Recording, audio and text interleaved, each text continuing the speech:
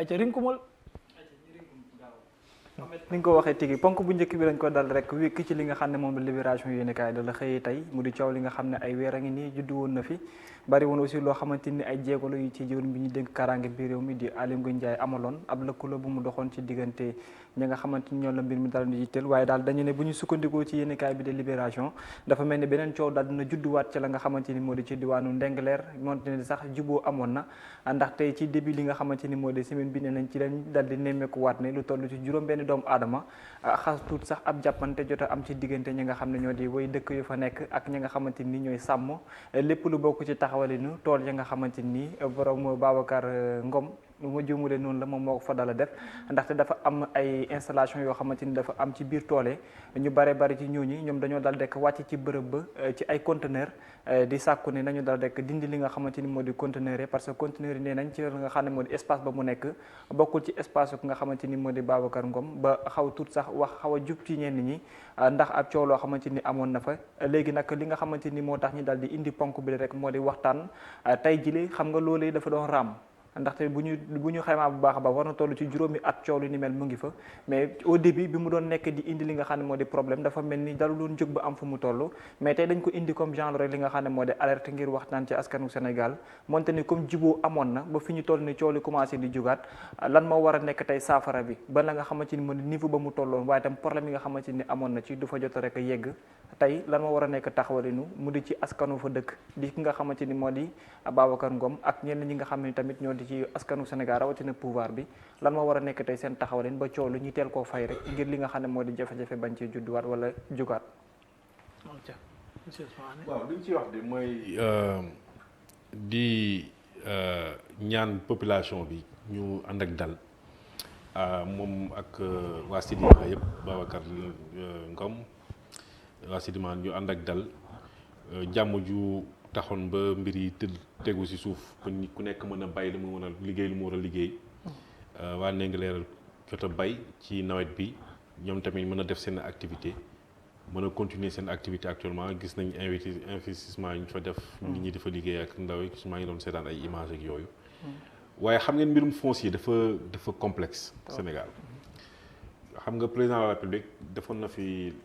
lancé woon na fi ay travaux dem si yàlla professeur Soulan jiite woon ko mooy commission sur la réforme du foncier nit ñi ñu ngi naan lu tax publié wuñ ko lu tax publié wuñ ko mbirum foncier dafa sensible ba pare avis yi divergent maanaam xalaat yi bokkuñu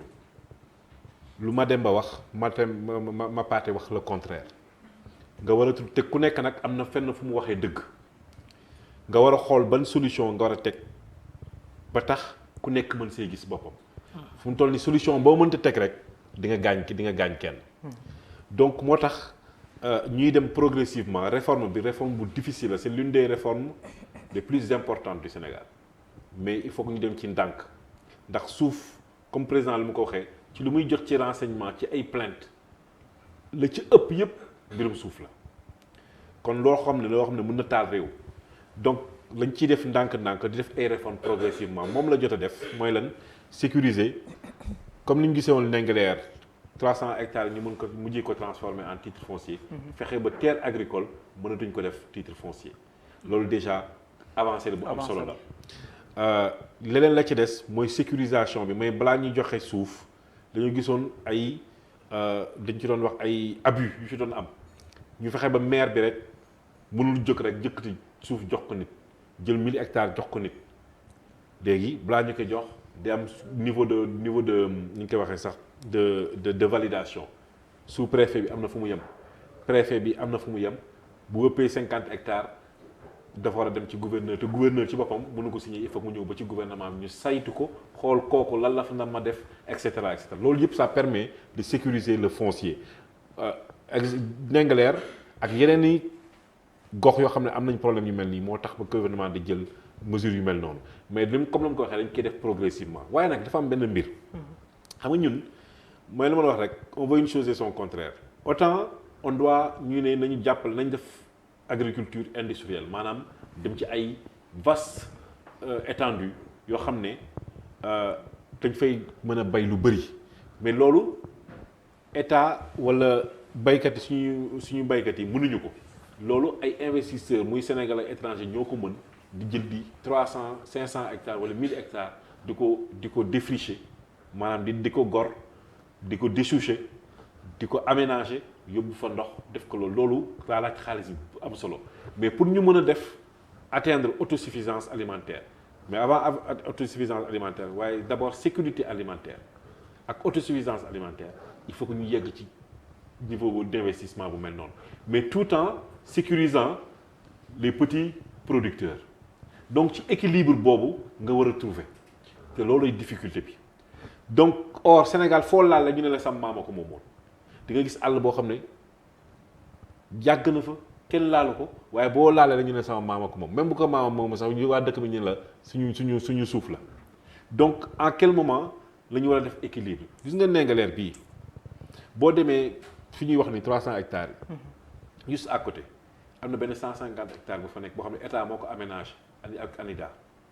def fa forage def fa goutte à goutte def fa machine def fa lépp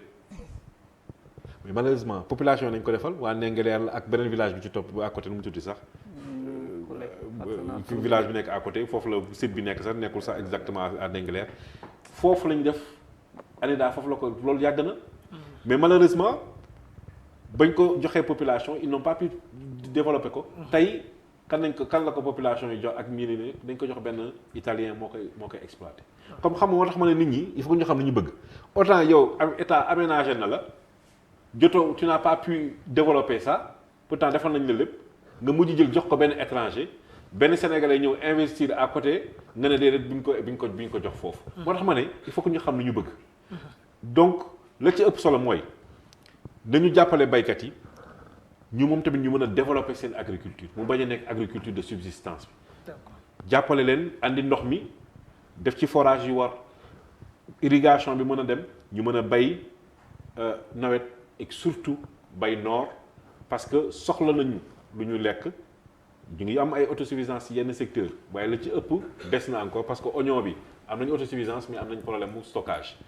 pomme de terre bi ñu ngi à 9 mois sur 12 de production yoo xam ne am nañ ko waaye des na encore yeneen production yi des na mais la ci ëpp léegi muy ceeb beeg yeneen ak yooyu il faut que ñu développer parce que foofu la importation yi dëgg waaye nag gouvernement bi war na gën a dooleel baykat yi waaye tamit sécuriser terres yi waaye tamit population ñu nangu ne il faut que ñu andi investisseurs yu mag yooyu ñoom tam ñu mën a am suuf soo xam ne yu sécuriser nga xam ne du nekk ay titre foncier mais ay bail de 15-20 ans maximum ñu mën a def seen investissement bay lu ñuy bay lu ñuy jaay Sénégal ñu jaay ko la ciy def ñuy jéggaane ko ñu ngi koy jaay à l'extérieur loolu su boobaa tam ay devises lay andi Sénégal. merci beaucoup Bara ak Maria ci ponk bi Bara ñëwal. pratiquement monsieur Soni wax na lépp man fi may rebondir mooy fi muy génnee ñu sécuriser li nga xam moo di baykat yi mais ci kaw sécuriser boobu noonu aussi tamit il faut ñu dooleel leen maanaam li nga xam ne moo di seen ay suuf ñu fexe ba di leen ko aaral di leen ko yéerlu aussi ba ñoom tamit ñu xamal leen fan ak fan la ñu war a mën a yem à ce que ñoom tamit ba bu ñu demee ba jëmi jamono dootuñu am problème yu mel nii nga xam ne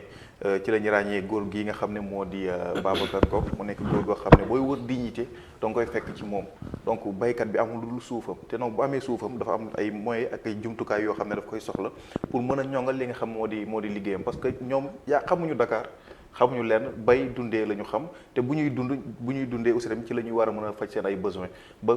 loolu noonu dina wàññi li nga xam ne moo di exode rural bi parce que baykat yi bu ñu demee ba ñëw amatuñu yaakaar ci li nga xam ne moo di mbay mi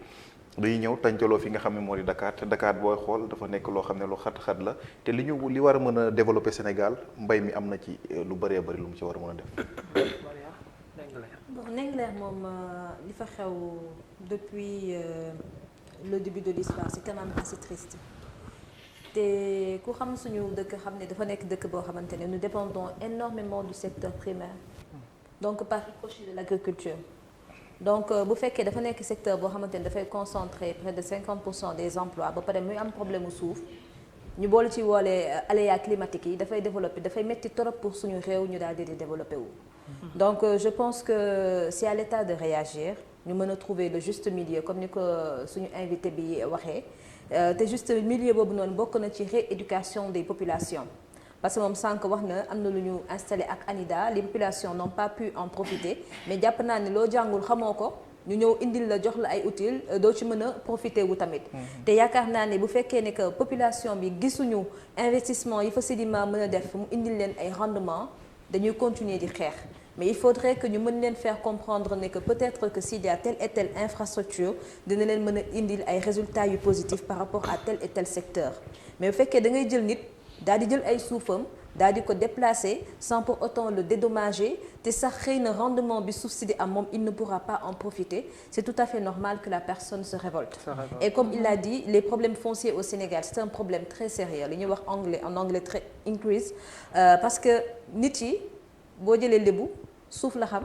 suuf la moom donc boo demee si biir àll bi tamit c'est la même chose donc kooku boo bëggee jël patrimoine am jëlee ko ci moom jox ko beneen doomu aadama bu jógee fële day metti donc il faudrait que ñuy communiquer ak ñi nga xamante ne ñoom ñooy chef de file village yi il faut que ñu éduquer nit yi il faudrait aussi que nit ki nga xamante ne dafay ñëw investir ci terre yooyu moomoon nekkoon na propriété villageois yi mu mën a am ngëm-ngëm ngir bu si amee dara mu mën kaa bokkoo ak villageois yooyu noonu te buy joxe liggéey mu mën a jël liggéey googu noonu jox ko villageois yi nga xamante ne ñoom ñoo fa dëkk bañ a jël ay nit yoo xamante ne xëy na feneen ak feneen la ñuy jugee donc rééducation de la population bi c'est très important à mettre.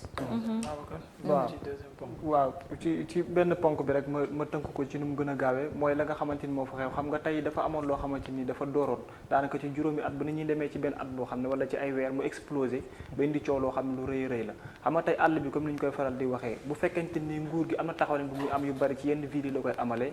yenn emploi yi ndaw ñi fa nekk amuñu ko donc ñoom seen fi ñuy amee milieu d'emploi fenn kese la mooy suuf sa donc suuf soosu dañuy soxla mooy ku leen ci taxaw ku leen ko sàmmal donc état bi na góorgóorlu ci loolu bu baax a baax mais problème mu Ndingler bi na bàyyi xel carrément que Aly Ngouille Ndiaye mi ci doxoon ay tànk ak ñi nga xam ne lëkkaloo nañ ci ku nañu gaaw jugaat